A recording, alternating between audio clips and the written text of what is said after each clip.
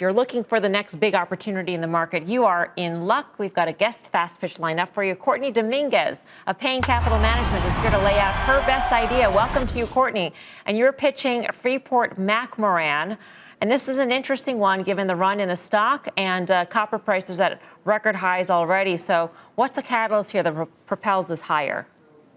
Yes. Yeah, I really think there's some great opportunities here with Freeport-McMoRan, considering it is one of your direct beneficiaries with copper price increases, which, as you mentioned, did just hit some all-new highs. But it is expected that copper can get as high as $6 a pound by the end of the year. And they have mines on 3 different continents right now. And it's really one of your most direct investments to copper through the S&P 500.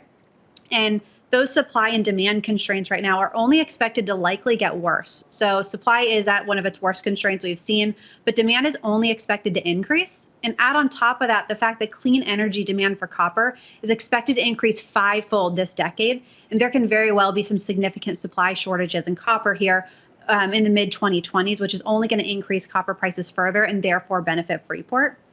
But lastly, clean energy is actually a pretty good play here using Freeport. And that being said, copper is actually a really good, efficient source of transmitting energy for both wind and solar. And add on top of that, electric vehicles use about 4 times as much copper as does a traditional combustion engine. So for all of those reasons, I think the copper wave is only going to continue, and that's very much going to be a beneficiary of Freeport here. And take a look at the 1-year chart here. You will notice, to your point, it is trading actually close to its 52-week highs. But I wouldn't discount that because it is still trading at a discount compared to the S&P 500. And the free cash flows are actually pretty healthy right now. What is the lever that you're most concerned about? You mentioned all these different sort of the end users of copper. If any one of those end users soften in the market, let's say the housing market softens or the market for EVs soften, which ones are you most concerned about? It's something to keep our eye on. Yeah, if demand for copper isn't as much as we're expecting, that is one of the risks here. And actually, I think China is really where you want to take a look at because they're actually 50% of the global demand for copper, believe it or not. So I don't think it's necessarily a major concern, but that is, if you're looking for something to be watching for.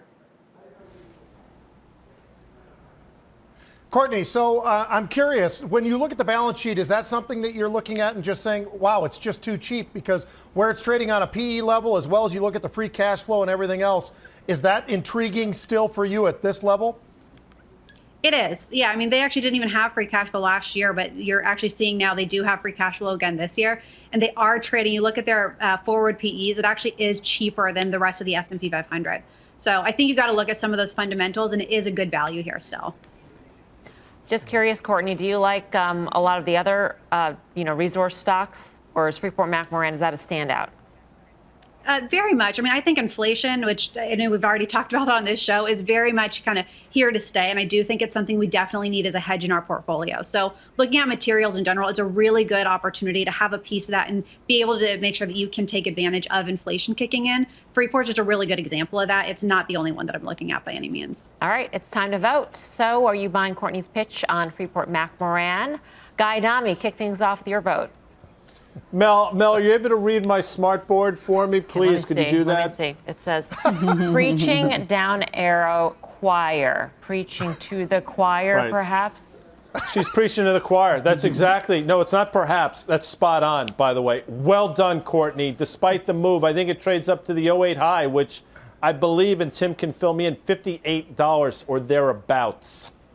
We'll go to Tim. Tim, what's your vote? He's right. I'm also a buyer. Mel, I don't know if you can read my smart board, but it says FCX equals FCF. That means, look, Freeport is a cash flow machine. And if you look at the copper strip where it is, you don't even need copper prices to go significantly higher. On next year's multiple, trades at about 4 times. At its peak at $58, it traded around 7 times EV/EBITDA. So I think there is more to go because I don't see what changes the fundamental story for copper, supply-demand dynamics. I've liked this story for a long time. I continue to like it. Pete, you actually mentioned FCF in the FCX discussion as well. I did, Mel. I tell you what, Courtney, I thought she did absolutely an outstanding job. She had me at hello. In other words, she had me at FCX because this is a name that I've had a nice run in, and I feel like I've got seller's remorse, Mel. I actually have been in this name since November. I got out of it last Friday. I want to get back into it already, so I likely will be into it maybe as early as tomorrow. All right, Karen, you're going to round it out? What's your vote? I'm going to pass. I mean, I learned something new, which is great, about how much copper goes into EV, which I always like learning something new. However, when I look at the forward curve, I feel like the copper frenzy, maybe it's not a frenzy, will maybe abate. And even if the free cash flow is there, the sentiment around the stock as copper prices goes down will go down. So I'm going to let that ball pass. It might be a strike, might be a ball, I'm not sure, but good pitch. But I'm going to pass. And kudos to my three counterparts for all being long now or in the past. I never was.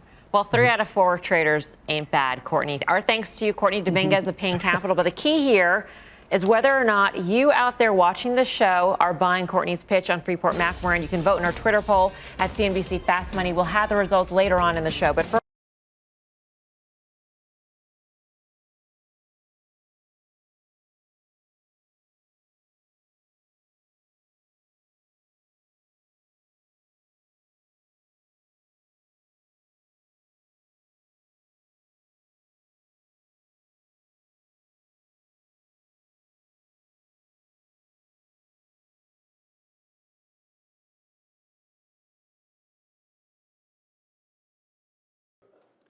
Shepard Smith here. Thanks for watching CNBC on YouTube.